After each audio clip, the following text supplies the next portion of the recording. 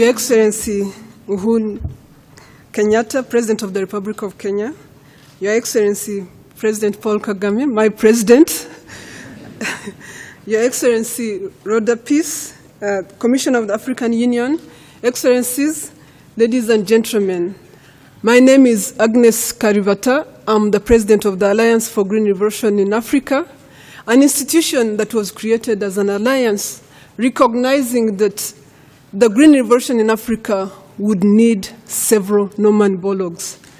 Our job is to create partnerships around the continent that allow that to happen, bringing the best in terms of scientific knowledge to one place, but also catalyzing those partnerships.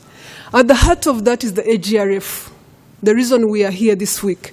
The AGRF was created in 2010 by the private sector mostly, really being interested, extremely interested in agriculture and picking interest in agriculture, but being frustrated by what was happening in the agriculture sector.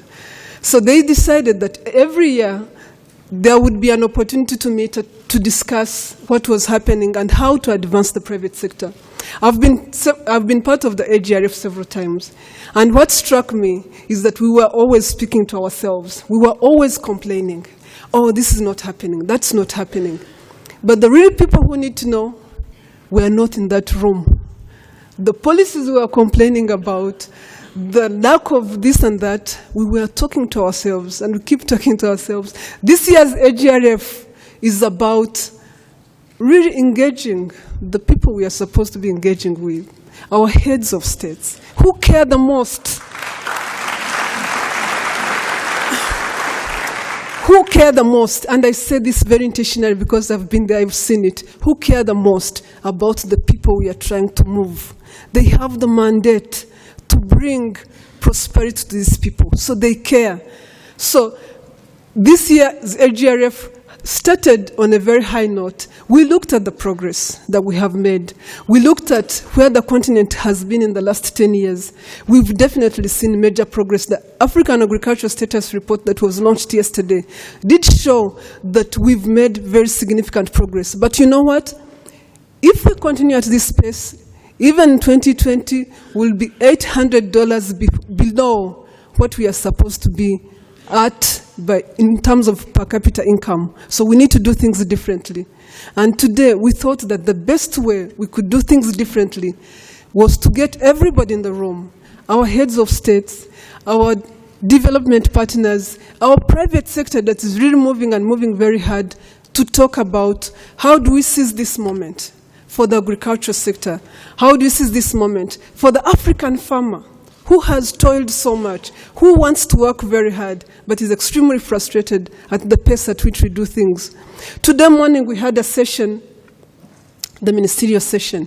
Your Excellencies, it is an opportunity for you because we were discussing why we, the ministers, the development community, the heads of agencies are not coming through on the promises you make to the people that you make promises to. So we too need to be accountable.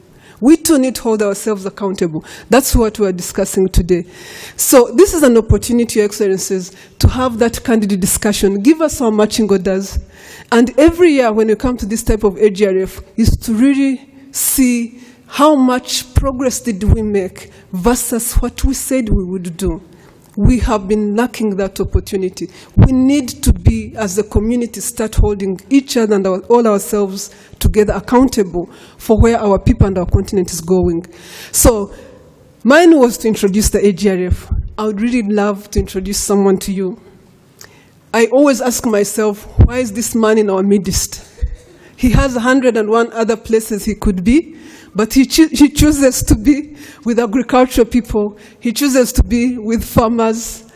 And I can't tell you how many meetings, how many flights we've made Strive do because of the African farmer. It's my pleasure to invite Strive Masiwa to give you his remarks.